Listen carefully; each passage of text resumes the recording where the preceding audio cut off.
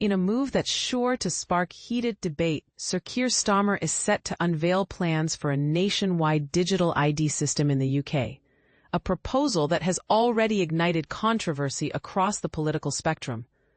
But here's where it gets even more intriguing. This isn't the first time such an idea has been floated, yet it's the context and timing that make this announcement particularly explosive. Could this be the solution to illegal immigration and modernizing government services? Or is it a step too far into surveillance territory?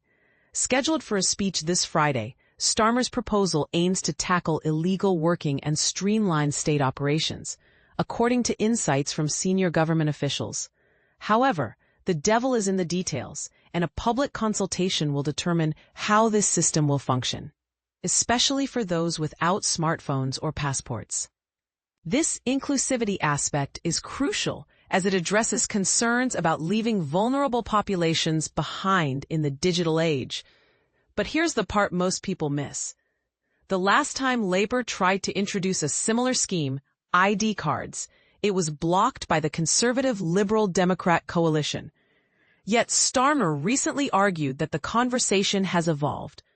"We're carrying more digital ID now than ever before," he noted, suggesting that societal attitudes have shifted. Is he right, or is this a case of history repeating itself? Reports indicate the government plans to use this system to verify individuals' right to live and work in the UK by cross-referencing a central database. While physical documents are currently the norm, online verification options have been available since 2022 for some. Interestingly, this digital ID scheme wasn't part of Labour's election manifesto last year, and a similar proposal by former Prime Minister Tony Blair was previously rejected. So, what's changed? In recent weeks, ministers have been increasingly vocal about the scheme's potential, particularly as pressure mounts to address illegal migration. Cabinet Office Minister Pat McFadden has highlighted its ability to enhance access to government services, drawing inspiration from Estonia, where digital IDs are used for everything from medical records to voting. But is the UK ready for such a leap? Controversy alert. Critics are already pushing back. Conservative leader Kemi Badenoch labeled the move a desperate gimmick, accusing Labour of diverting attention from internal leadership issues. She also questioned its effectiveness in combating illegal working. Reform UK went further, calling it a cynical ploy to appease voters, while the Liberal Democrats, who blocked the previous ID card scheme, remain staunchly opposed.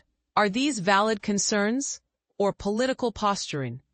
Former Labour leader Jeremy Corbyn, soon to launch a new left-wing party, slammed the idea as an affront to civil liberties. Meanwhile, the Open Rights Group warned of a pre-crime state where constant identity verification becomes the norm. Is this the price of modernization, or a step toward an Orwellian future? Employers already conduct right-to-work checks, and since 2022, digital verification for British and Irish passport holders has been possible. The government has also been phasing out physical permits in favor of e-visas. Could a digital ID system unify these efforts, or will it create more problems than it solves? Officials are reportedly exploring whether the scheme could reduce fake documents and streamline enforcement. However, the rollout of e-visas has been marred by data errors and system failures, raising questions about reliability. Can we trust the government to implement this without major hiccups? In his speech, Starmer will also address immigration tensions, contrasting predatory grievance politics with patriotic renewal. He'll warn against toxic online debates, referencing recent far-right protests in London. But will his message resonate, or will it be drowned out by the digital ID debate? Defending his government's immigration stance, Starmer will argue that relying on exploited foreign labor undermines fair wages. Every nation needs control over its borders, he'll assert. Yet he'll also critique Reform UK's toxic approach, dismissing their slogans as ineffective. Is this a balanced stance, or an attempt to please everyone? Here's the burning question.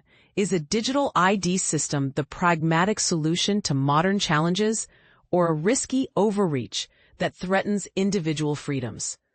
What do you think? Is this a step forward or a step too far? Let's keep the conversation going in the comments below.